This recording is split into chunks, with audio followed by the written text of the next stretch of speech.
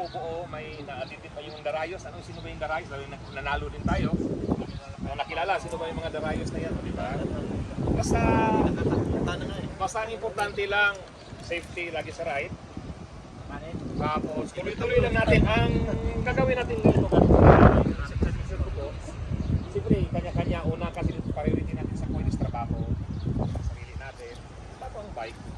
Tuloy-tuloy lang bike, tapos siguro yung nakasanayan natin na grupo na malita grupo, yun lang talagang as in no pressure. Kasi the more kasi mag-pressure, the more ang ano eh. So, ganun na lang, kung ano mayroon, kung sino yung active, tuloy-tuloy na lang po. Tapos, tapos karoon tayo of course ngayon ng eleksyon. Siyempre, nandoon sa nakalagay sa Magna Carta kasi kaming mga previous dapat bawat taon magpalit tayo para naman maiba naman yung direction eh. Baka may mas maganda pa na idea. Kaya sabi ko kako, paumanhin sa mga pagkukulang pero at least ano natin yung grupo basta na ano sa lagay sa safety. Ano muna bago tayo mag-eleksyon? Ano ba muna? Ka-eleksyon, kain o